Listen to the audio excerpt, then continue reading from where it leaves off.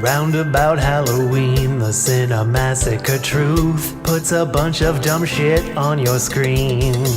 Hope you've got the time, because I have to be done at 5:40 right now. The Heroic Trio is a 1993 Hong Kong martial arts superhero action horror comedy movie, and even that barely does it justice. It's just got so much shit going on at the same time. I'm gonna try to explain. We open on this couple, Tong and Police Inspector Lau, buying an old house. They hear on the radio that someone has stolen 18 babies. That's a lot of babies. Don't they know that babies take all your time? Maybe you're trying to compress space-time into a singularity so that 1994 never comes and they can keep drinking Crystal Pepsi forever. Inspector Lau is trying to solve the missing babies case, and this invisible person starts fucking around in the office, leaving a threat that says the police chief's son will be next. It's a classic horror element, like in The Invisible Man's Monster. The chief's baby is still in the hospital, and the chief wants to swap his baby with someone else's so it'll get stolen instead. Now that's some damn fine police work. The baby thief actually steals 2 babies this time and jumps out the window with them. A superhero runs in across the power lines and throws these cool throwing knives at the babies to pin them to the wall. Now, as a curator of film, I have to advise against doing this. I've tried it on my own kids and it only works sometimes. The baby thief grabs one of the babies and lets the other one drop as a distraction. The superhero does the nice thing and catches the loose baby instead of chasing the thief and letting the baby be street salsa. But it turns out that she made the wrong call because the baby she saved was a girl. Yeah, they actually check to see if it has a penis before they know whether to give a shit. That's pretty cold. My kids are both girls and I would never tell them that I value them less because of it. Yeah, we find out pretty much immediately that the superhero is Tong, and the baby thief is this other woman named Ching, played by Michelle Yeoh in some 90s-ass glasses. She hears some pretty dumb shit on the radio. Seeing is believing, and I saw no invisible creature. Isn't that a contradiction? That's like saying you apologize for something even though you didn't do it. Ching goes through a manhole straight into a Mortal Kombat level and fights this guy who could really use a Mortal Kombat baseball cap. Fight! Excellent. Superb. Outstanding. Fuck farts. Robust. Bespoke. Get the fuck over here! Ching wins. Fingality. Yeah, eat that shit. That's good protein. So Ching delivers the baby to her evil master, and we learn that the reason she's stealing babies is because a baby boy born around this time and place is destined to become emperor. Emperor of what? They don't say. Emperor of China?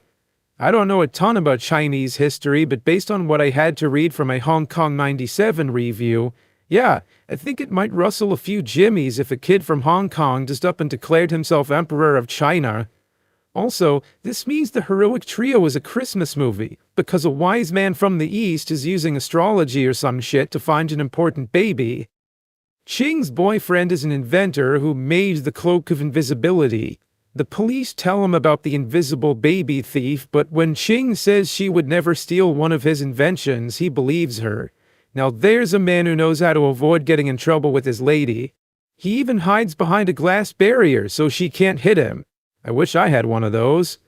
He also invented a machine that brings some plants back from the dead. It's a metaphor for their relationship. You might think it gets used later to bring a person back from the dead, but nope, just a metaphor, don't worry about it. Inspector Lau is on the scene at a hostage situation with some gang of leather daddies when this biker vigilante called Chat the Thief Catcher comes in to kill all the leather daddies with a shotgun. She rides an oil drum with a stick of dynamite in it like it's a rocket. Shit, does that work? I don't know, man, I'm not a scientist.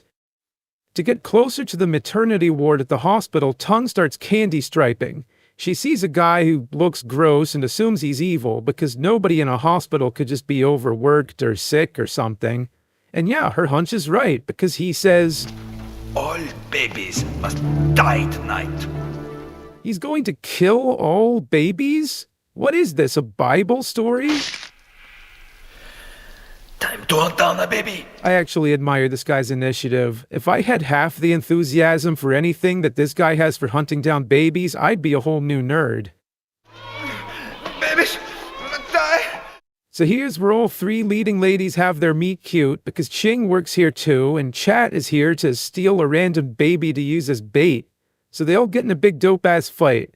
The baby gets cut on a rusty nail and dies? What the fuck? That shit never happened to Jackie Chan.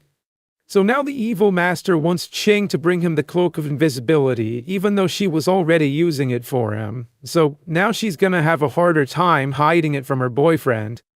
I can relate to the dilemma of having to balance the needs of your family on one hand and a bunch of creepy, disgusting monsters who hide from the light of day on the other. Chat's still looking for the chief's baby, and she actually finds the sewer to the underworld and fights this jobber again. The evil master joins the fight and...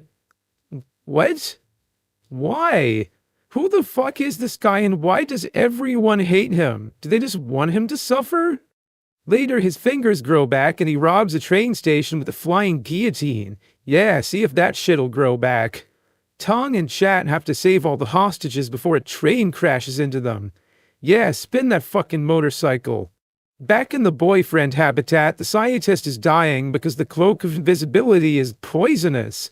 He's smarter than he let on, too, because he knows that his girlfriend, who's always asking about his invisibility cloak, is the invisible baby thief. I guess there's different kinds of intelligence. Like how I'm bad at scheduling, carpentry, and filmmaking, but I'm good at, saying fuck. We get to see some more of the evil master's headquarters in Mortal Kombat land. He's got all the babies in cages full of spider webs, and the older kids are all chained together and eating raw meat. Oh shit, that's man meat. Maybe the regenerating guy just carves off a big piece of himself whenever they get hungry. Yeah, nice rare mook steak. Ching can't live with the fact that her guy is probably dead of invisibility poisoning by now, and that she's been stealing and killing babies, so she tries to trick Chat into killing her with her giant boomerang switchblade. Damn it, even the serious scenes are just funny when I try to explain what's happening in them. The other two teach her to get over herself and team up with them already. We're most of the way into the movie and they haven't been a heroic trio yet. Oh hey, that guy's not dead yet. The mook who would not die is gonna hang him. Cut his head off. No? Okay, we're back to the invisibility poisoning. This guy is dying of too many things. Please eliminate 3. Oh hey, it turns out that the flower resurrection machine really was a metaphor for their relationship because both were wastes of time that didn't go anywhere. The first thing the heroes do when they get to the underworld is blow up all the older kids who were eating man meat. What? Really? Look, they're no longer human. You sure of that? Sure enough to blow up 10 kids? They say you are what you eat, but that would still make them human. Also, just because your captors only give you human meats, that doesn't mean you like it. It's like when I have to drink Soylent. Okay, time to kill the evil master.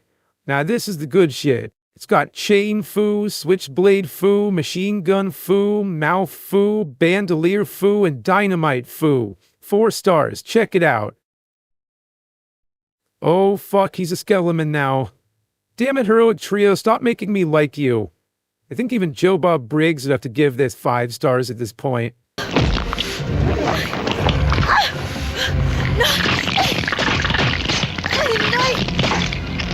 He's getting control of me. Stay back.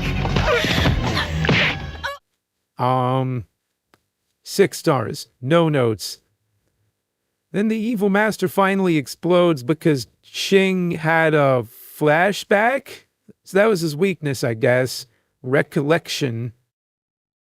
So the cops find their way into Mortal Kombat land and rescue the kids. You think one of those kids is gonna be a good emperor? I hope so, because apparently he's gonna be emperor no matter what.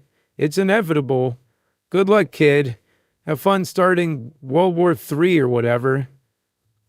Hey, this movie also has a sequel. It's called Executioners, and it's from... Holy shit, it's also from 1993? How'd they do that? The only way I can make more than one film in a year is because I call literally everything I do a film. I'm calling this review a film. Now, if you'll excuse me, I gotta go to the bathroom and drop a film in the toilet.